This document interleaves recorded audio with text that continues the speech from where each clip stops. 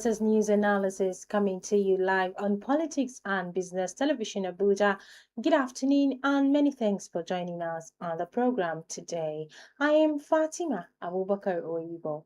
The headlines: flood ravaged Nigeria as 232 found dead, over 121,000 displaced. Senator Natasha battles federal government over defamation charges, alleges double standards. Fubara meets Tinubu to strengthen peace in Rivers State. On the foreign scene, Trump to unveil Gaza peace plan to Arab and Muslim leaders at the UN summit. Details of the stories and more to come shortly after the break. Do stay with us.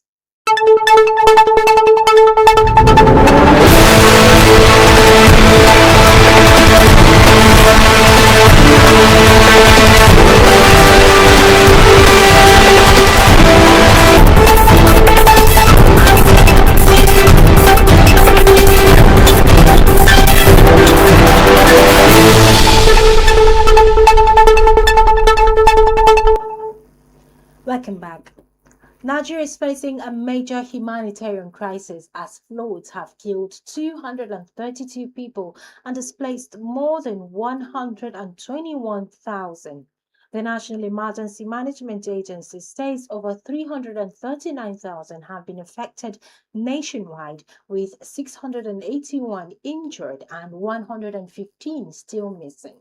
States like Niger, Adamawa, and Taraba are among the hardest hit. In response, state governments are stepping up. Kaduna, Nasarawa, and Bauchi are launching flood prevention campaigns, while Sokoto reports over 2,200 homes destroyed. Relief efforts are underway, but NEMA warns of challenges including poor access and limited resources. Authorities are urging swift action. Governor OBASANJO of Kaduna says steps have been taken to prevent future disasters. With climate change worsening conditions, experts say long-term solutions are critical to protect lives and livelihoods. Meanwhile, a Lagos storm is brewing as Senator Natasha Akpoti-Uduaghan accuses the federal government of political bias and selective justice. The lawmaker representing Kogi Central is challenging criminal defamation charges filed against her, describing them as unconstitutional and aimed at silencing opposition voices. The charges stemmed from comments she made at a public rally and in a television interview, which allegedly targeted Senate President Godswill Akpabio and former Governor Yahaya Bello. Natasha's legal team, led by 4 senior advocates of Nigeria, argues that defamation is a civil matter and should not be criminalized. In a bold move, over 350 women's rights groups have petitioned the United Nations, claiming the case reflects gender-based discrimination and political persecution. As the courts prepare to hear fresh objections, the outcome could reshape the boundaries of free speech and political accountability in Nigeria. We'll take a quick break, and when we return, we'll go back to more of the news details. Stay with us, don't go anywhere.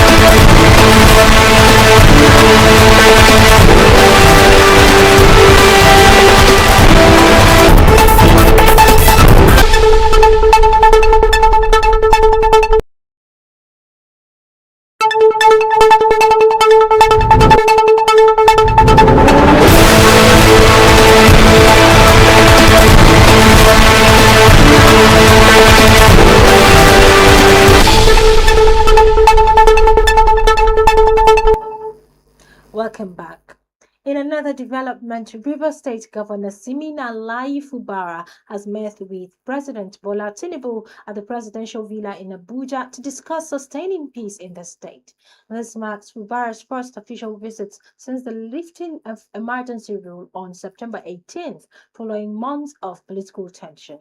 Speaking after the closed-door meeting, Governor Fubara described engagement as a father-son discussion aimed at thanking the president and seeking guidance on governance. He emphasized that peace has been restored and dismissed concerns of lingering conflict with his predecessor, Nyesom Wike. The governor also highlighted the economic potentials of River State, lamenting the underutilization of its seaports. He called for federal support to unlock growth and job opportunities as stakeholders applaud the renewed calm. Many hope this dialogue signals a lasting resolution to Rivers' political crisis. Now on to business matters. Nigeria UAE non-oil trade hits historic 4.3 billion milestone. Trade relations between Nigeria and the United Arab Emirates have reached a new high, with non-oil trade hitting a record of nations, driven by increased exports and strategic investments. Nigeria's exports to the UAE include gold, spices, and charcoal, while the UAE supplies refined petroleum, automobiles, and broadcasting equipment. Officials say the surge reflects growing trust and mutual prosperity between both countries. With the Dubai International Chamber opening a new office in Lagos, experts believe this momentum will unlock more opportunities across West Africa. As bilateral ties deepen, stakeholders are optimistic about the future of assembly in New York, where Trump is engaging with leaders from Saudi Arabia, Egypt, Qatar, Turkey control, sidelining Hamas from future governance. Early signals suggest Indonesia may support the peacekeeping effort. The proposal comes amid growing international calls for a ceasefire and recognition of Palestinian statehood. Trump's diplomatic push is seen as a strategic move to stabilize the region and rally support from key Muslim majority nations. Both Trump and Qatar's emir are scheduled to address the UN later today, outlining their shared vision for peace. Now for sport news, let's join Aruko Tam.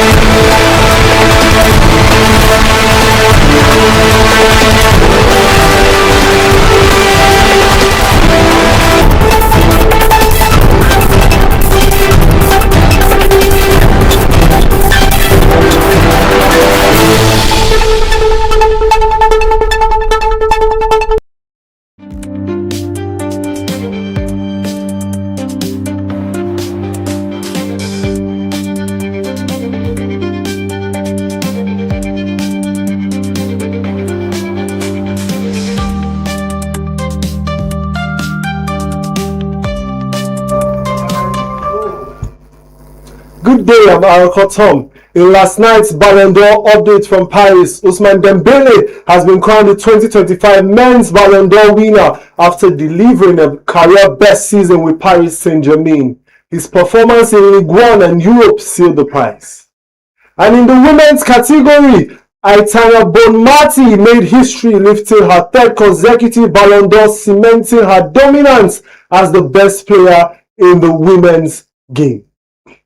While Barcelona teenage prodigy Lamine Yamal was once again recognized as the future of football, winning the Copa Trophy for Best Under-21 Player for the second year in a row. In goalkeeping honors, PSG Gianluigi Donnarumma claimed the men's Yashin Trophy, while England's Hannah Hampton won the inaugural women's Yashin Trophy, her first major international recognition. Victor Gyökeres was presented with the Men's Gerd Muller Award as top goal scorer, while Ewa Paja of Poland picked up the women's version. PSG were also named Club of the Year, and in the coaching categories, Luis Enrique and England's boss, Sarina Wiegman, received the John Cruyff Award for Men's and Women's Coach of the Year. It was a night of stars, record and history, a Ballon d'Or ceremony that confirmed the rise of new icons while celebrating established champions. That's your P&B Sports News Update. I'm Arakotom. Stay tuned.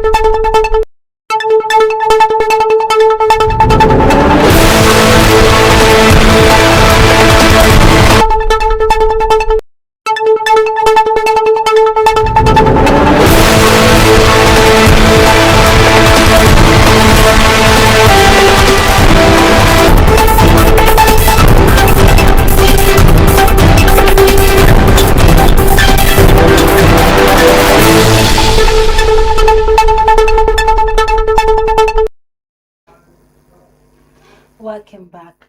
Onto our focus of today.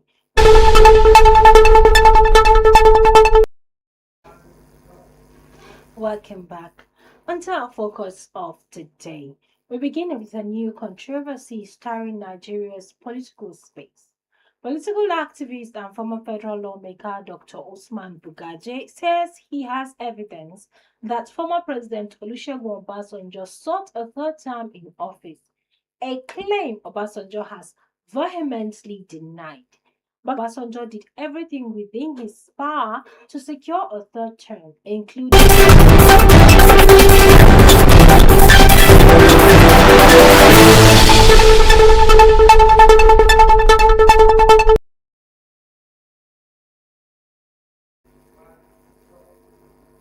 Welcome back. As I said before the short break, we'll be speaking with Honorable Ibrahim A. Waziri. He's a former member of the Adamawa State House of Assembly. Honorable, good morning. Good morning. Thank you for coming to the studio this It's my pleasure. morning. So we're talking about Bugaje's claims that Obasanjo is coming back for the third time, or he lobbied lawmakers. So let's start with evidence and credibility. Dr. Bugaje claims there's clear evidence that Obasanjo and his agents used threats and money to push for amendment of the constitution in 2006. How credible are these claims based on what is publicly known? Well, to be honest with you, from the little knowledge I have about it, I know there was a move to amend the constitution to extend the tenure. There was a simple phrase they want to remove. Okay. Only, I think it says maximum of 8 years or 2 terms. That's the only thing they wanted to amend in the constitution, which will give them time to stay as long as they want in power. Fortunately for Nigeria and Nigerians then, the leaders we had, not in the National Assembly, not in the state assemblies, but leaders we have within the country, particularly from the north. I can mention 2 names. I mentioned late President Muhammadu Buhari and the former Vice President Alhaji Atiku Abubakar. The 2 of them stood vehemently against the extension of tenure. Maximum 4 years, 2 terms, 8 years, then you leave the office. And the most unfortunate thing Obasanjo did, he made a great mistake without taking his vice in the move. I'm sure if to say he had Atiku in the team, maybe even if he didn't succeed, it may go to the voting time in the National Assembly. Fortunately, to the extent Obasanjo declaring the seat of the vice president vacant, which is unconstitutional. Constitutionally, it doesn't have the powers to remove the vice president because it's a joint ticket. Constitutionally, you cannot contest election as a president without a vice, and the same thing vice versa. So he made that mistake. They went to the Supreme Court. Supreme Court decided and told them, yes, The Constitution specifically said it clearly that you have to either resign as a vice president, you have to die naturally, or you have to be declared by the National Assembly. These are the 4 reasons in the Constitution for you to change a vice president. Or if it is a new ticket, you pick somebody else without him after completing his tenure. But definitely there was that move. At the point, most of the state assemblies were contacted. To the extent we have crisis in some of the state, most of the state assemblies had crisis because they look for some people that can follow. And some that refuse to follow, they try to sideline them, even in the agenda of the state assemblies. We had the same experience actually. Some of us were invited to Jalingo to meet the coordinator for the Northeast, which I don't want to mention the person's name. Actually, we met, he took us up somewhere very far, we met, we discussed, but to the extent we're giving something as a kind of transport to go back home, and whenever they're ready, they'll still come back for us. Okay, fine, no problem. We're ready, but I know this thing will not succeed. Whatever you want to do, if it is selfish, and Nigerians are very faithful people, forget about whatever is happening today. Nothing will change the situation in Nigeria because God, our God is a living God. Yes. This God supports Nigerians, and God, I'm sure, going by one article I read, and around 1993, when there was this June 12 crisis, it was written by a white man. I can't remember his name, but I read the article on Times of London. So it was saying when God was creating the world, he assembled the whole creatures, and God was sharing resources to all the countries in the world. Whatever they raise, they put some in Nigeria, everything put some. Then the whole crowd was murmuring, saying, "Is this God in Nigeria?" Then an answer came naturally, saying that wait and see the kind of people I'll put on the land and the kind of leaders I'll give them. The biggest challenge we have in Nigeria right from inception is leadership. After the first set of leaders we had, Nnamdi Azikiwe, Sa'amadu Bello Sardauna, Abubakar Tafawa Balewa, Obafemi Awolowo, that first set, when they left, since then we've been having crisis. We have good leaders, but we have very bad lieutenants. Unfortunately, some people brought in those lieutenants, but they thought they worked together. Unfortunately, behind their back, they turned and do something different. So to be honest with you, there was move for third term, but fortunately, God support Nigerians, and God wants Nigeria to remain as one indivisible country. Because you wonder how, with all the economic crisis, all the insurgency, Nigeria is still standing. You still here. I remember during the time of the COVID-19 crisis, today you be in your house. In Abuja here, I'll be at home and I'll be hearing 2,000 people are in quarantine, or 10,000 people in quarantine, and I'll be like, in this same Abuja, or is this somewhere else? I was locked up here in Abuja for all the days that we had the what do you call it, the corona lockdown. I was here. I'm so sorry. I spent the whole time here. You only go out maybe when you have to buy the basic amenities, when it is necessary for you to go and buy things and come back. So you just kind of confirmed that Obasanjo had the move, but what kind of proof now would satisfy the public or historians about the extent of involvement? Are testimonies enough, or is documentation required? Well, documentation, I don't know. As far as I'm concerned, I've not seen any document, but I've met people that talk to me personally because I am a stakeholder. Yes. I have a vote to amend the Constitution. So I was invited, I was consulted, and I was advised to support the move, if not to the extent I may be eliminated, which is not a problem to me. As far as my people are not in support, I will not support it. When my people are in support of whatever, I will go for it. To be honest with you, we had a lot of issues, but I said nothing will stop me from doing the right thing. So that is just it. Actually, there was that move confirmed because I knew of some of my colleagues. They were invited to Abuja. They came here. They made. No, I don't want to mention some of them. They are dead, some of them. Yes. Some of the senators, some of the members of the, particularly in my state. I know the two key members, one in the Senate, one in the reps, that are doing this. They are making the move on behalf of the former president. But fortunately, God doesn't want it to happen, and it didn't happen, and it never happened. Let's come back to Obasanjo's denial. Yeah. He says that he never directly lobbied lawmakers and that these claims are false. In political terms, how credible are denials of this nature given the claims by BUGAJE? Well, it's a possibility. BUGAJE was a member of the House of Reps then, so I'm sure he might have been contacted by somebody. He might have been called upon, come and do 1, 2, 3 things, and seeing the kind of leaders opposing it, to be honest with you, he will tell the whole world that yes, I will not do it. And one of the members died because of that. Because of that crisis, one of the members from Katsina, National Assembly, member from Katsina, I forgot his name actually, he died in the process because they were having issues in the National Assembly about change of leadership or whatever. Because they're looking for people that will support the third term against the people that will say no against the third term. I think at a point, the Senate president then made an announcement that on that day, everybody would bear his father's name. When he said they are going to have a public voting, who supports that term or who didn't support that term.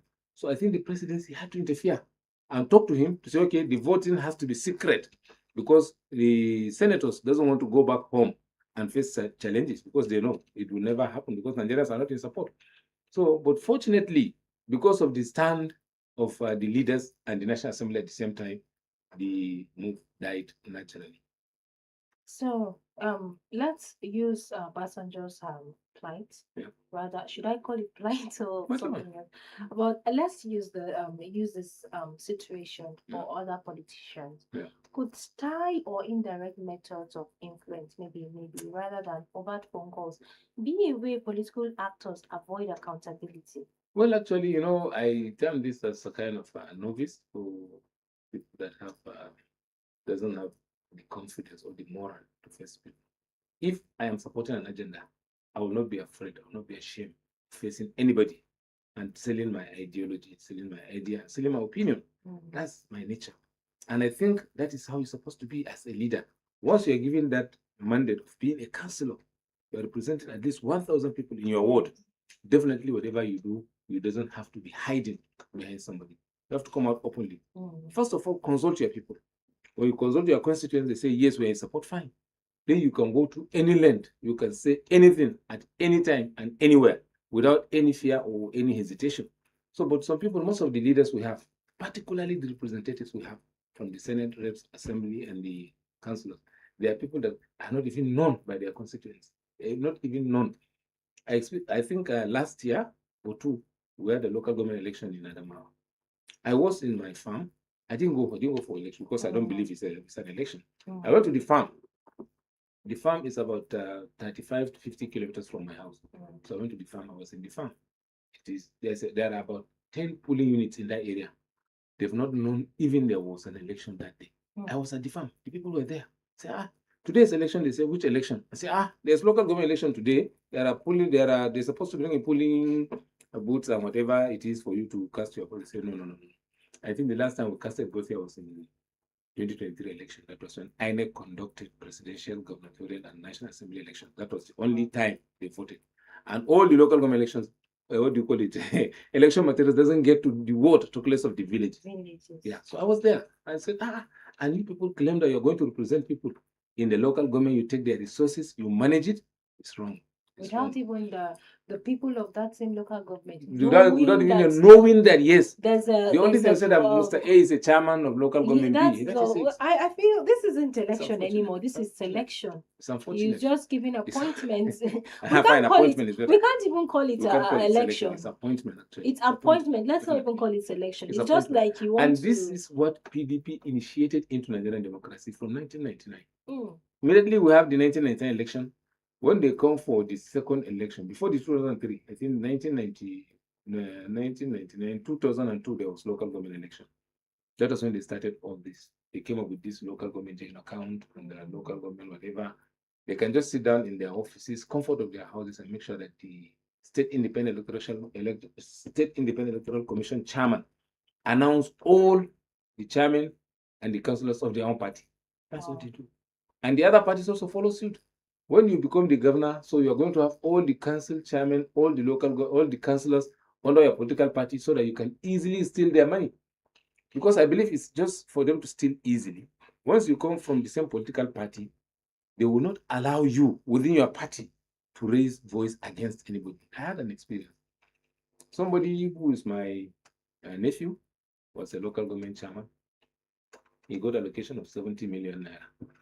They called him into the government house and gave him 20 million naira. I said, local government. He said, but this is what Revenue Mobilization Education Fiscal Commission gave us on the newspaper. My local government is supposed to collect 70 million. They said, do you know how you became a local government chairman? He said, I was elected. He said, you are not elected. Because when we go by the election, you came third. That's what they told him. Hmm. So based on that, the remaining money are going to use it to settle the first, the second, and the other people that will prevented them from contesting election. So just take 20 million naira, go back to your local government, do what you can do. If you cannot do, fine. It's Take left the for you. money. And that's what they do. And that's what they're still doing, even with the so-called autonomy. There is autonomy in the constitution already before even coming to this government. But unfortunately, they made it a political statement, kind of local governments have autonomy, because the constitution specifically specified that a local government, democratically elected local government councils are recognized by the constitutional section. Every modular refinery should take 50% of the crude oil they are taking, convert it into PMS. Will have as low as 300 naira per liter in the PMS in the market. But unfortunately, they don't, because they are exporters, importers, and producers of the petrol. So that's why they don't want the what do you call it, the modular refineries to work, or for Nigerians to benefit from whatever it is, because they want to make more money. Yeah, because of time, we're already losing time. So quickly before we go, I think I have about 2 questions for Okay. you before we go. Let's talk about the implications of democracy. Yeah. If a sitting president tried to extend their stay in office beyond the constitutionally defined term limit, what damage does that do to the democratic norms? That's the end of democracy. That's the end of democracy. Because I think the only thing in democracy that is different from a dictator is the legislature. And you cannot get that amendment without going to the legislature. If the legislators fold their arms and approve being a rubber stamp assembly, approve for the exact 30, 40 years, or 12, 20, 30, 40 years, or 30 years. So the Cameroon, the daughter, years. so the Cameroon, the the daughter is even begging the country that no one should vote. Is even begging the country that no one should vote for her father anymore. Well, I don't know, but I have not. I don't know. I cannot. Well, I don't know, but I have not. I don't know. I cannot confirm that, but I think maybe it's a political talk. I don't know. So to be honest with you, if the legislature should stand their ground and Nigerians should stand and vote the right people into the National Assembly, or into the state assemblies, or into the council, what do you call it, the councillorship position, I think we'll have the change that we need. Unlike the way we say they do sack in the sense that when it is APC, you go APC wholeheartedly. Fine, go and do APC, but you end up begging for your own house to eat, to be honest with you. At the rate we are going, and there is, I'm not a prophet of doom, but to be honest with you, if we allow it to continue like that, I don't want to say it, but it's unfortunate. So let's bring this BUGAJE versus BUGAJE versus Obasanjo issue. Yeah. Let's relate it to today. Yeah. What lessons should contemporary Nigerian leaders and citizens draw from this controversy, especially with growing calls for constitutional reviews and term limits debates? Yeah. I've seen most of the constitutional sections they want to amend the constitution. I don't think it's necessary. We don't need those type of amendments. How do you, as National Assembly members, say, I want my election, your election, and that of my younger brother to go on the same day? It's not possible. It's wrong, to be honest with you, because they want a situation where they will go and sit down and write results. And they want to do away with the card reader. From what we are seeing or what we're hearing from the members of the APC or the government of APC, they are planning to come up with a computer-generated paper. Which computer cannot generate a paper? There's no computer that cannot generate any paper that you want to generate. They want to come with a computer-generated paper. Even if the person did not appear, he will have the chance to vote for whoever he want to vote for. It's just another way of going home and writing results. You just sit and write 100,000 without anybody, without any card reader reading any of the voters' card. What changed from 1999 to 2015 is the card reader. You know, Buhari won election, fortunately, just because of the card, not because of the merger. Not because of, when you look at the merger, what was the vote that were added to Buhari's vote? Buhari used to get 12.5 million. What was the vote that he won election? 15 million. Just 2.5. Do you mean Asiwaju and Co brought only 2.5 into it? Do you mean the whole, what do you call it, the other PDP that came in, the NPDP, Amechi, Nyako and Co brought only 2.5? It's not possible. It's the card reader that reduced. Because in my state, let me give a typical example. In 2011, when we had the election, Jonathan got 528,000 votes. That's PDP. President Buhari got 238,000 votes. That's CPC then. In 2015, Buhari got 374,000 votes in Adamawa. Jonathan got the same Jonathan got 250,000 votes. So when you calculate, when you add up whatever it is, to be honest with you, Buhari won the election even in 2011 in Adamawa. Even in 2011, he won the election just because they had the opportunity, they had the government to sit down and write results. That was all. Write the results, that's what Kadrida stopped. And now they want to still return write the results. That is back to the Of course. So we in Nigeria have to stand by it. We have to challenge our members of the National Assembly because it will pass through. It doesn't require constitutional amendment. It only requires an amendment of the Electoral Act, so which is only responsibility of the National Assembly, Senate, and the reps. So we have to call our members of the National Assembly, senators, reps, and whoever we know is influential within the system. We should talk to them and insist that yes, we want our right to be protected because we want our vote to cast, so that we want our vote to count. Not for people to sit down and say, yeah, and they just sit down and write results. So, honest with you, that's the challenge. Thank you so much, Honorable Ibrahim A. Waziri. He is a former member of the House of Assembly, Adamawa State. I hope that this discussion has been insightful for you as it has been for me. Thank you so much for today's program. But before we go, the headlines, I guess, placed. Senator Natasha battles federal government over defamation charges, alleges double standards. Fubara meets Tinubu to strengthen peace in Rivers State. And on the foreign scene, you heard that Trump is to unveil Gaza peace plan to Arab and Muslim leaders at UN summit. For more details and in-depth analysis, follow Politics and Business Television English on YouTube and Facebook. Connect with us on Instagram at P&B TV_English and TikTok at P&B.TV.English.